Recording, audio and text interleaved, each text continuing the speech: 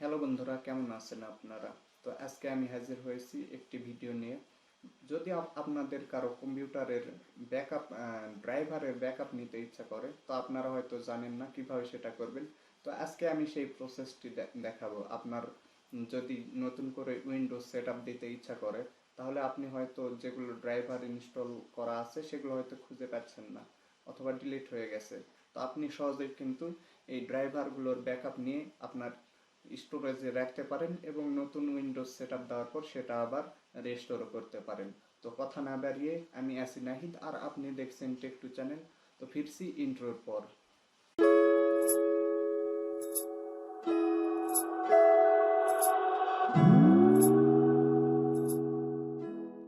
তো প্রথমে আমরা এখান থেকে একটি ব্রাউজার সিলেক্ট করব এবং সার্চ অপশনে লিখবো হচ্ছে ডাবল ড্রাইভার, এবং এটার লিঙ্কও আমি ডেসক্রিপশনে দিয়ে দিচ্ছি। আপনারা ওখান থেকে চাইলে এক ক্লিকে ঢুকে যেতে পারেন হচ্ছে আমাদের এই প্রথম লিঙ্কে। তো আমি প্রথম লিঙ্কে ক্লিক করার পর এখানে দেখুন লেটেস্ট ভার্সন, তারপর ডাউনলোডে ক্লিক করে দেব। তো 2 MBর সফটওয়্যার ডাউনলোড হতেও তেমন সময় নেবে না। তারপরে আমি করব কি, এখান থেকে শো ইন ফোল্ডার করব এবং জিপ ফাইলটি নামিয়ে রাখবো এবং এক্সট্রাক্ট করে ফেলবো এই জিপ ফাইলটি।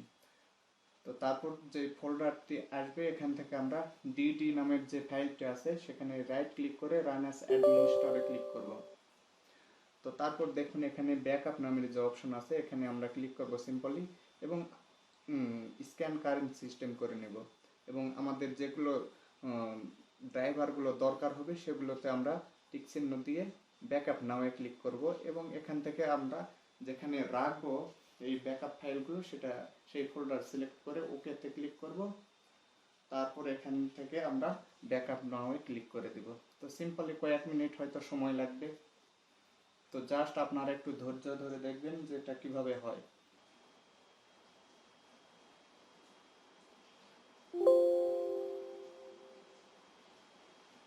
তো জাস্ট ব্যাকআপ কমপ্লিট এবং আমরা এখানে ওকেতে ক্লিক করে সব কিছু কেটে দেব এবং আপনাদেরকে আমি নতুন করে দেখাচ্ছি এটা রেস্টোর কিভাবে করবেন।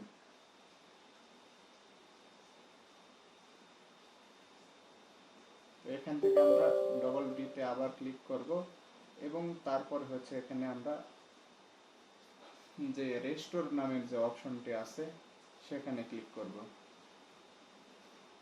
তারপর লোকেশনটি দেখিয়ে দিব কোথায় আমরা ফাইলগুলো রেখেছি। তো সিম্পলি আমাদের স্টোরেজ থেকে আমরা সেই লোকেশনটি দেখিয়ে দিই। তারপর হচ্ছে ওকেতে ক্লিক করব আর এখানে আমরা আবার সিলেক্ট করতে পারি কোনটা কোনটা ইনস্টল দিব এবং কোনটা আমরা ইনস্টল করব না ড্রাইভারগুলো। তারপরে রেস্টোর নাও। তো বন্ধুরা, আজকের ভিডিওটি এতটুকুই। ভিডিওটি কেমন লাগলো অবশ্যই কিন্তু কমেন্ট করে জানাবেন। আর ভিডিওটি যদি আপনাদের পছন্দ হয়ে থাকে তাহলে অবশ্যই একটি লাইক করবেন।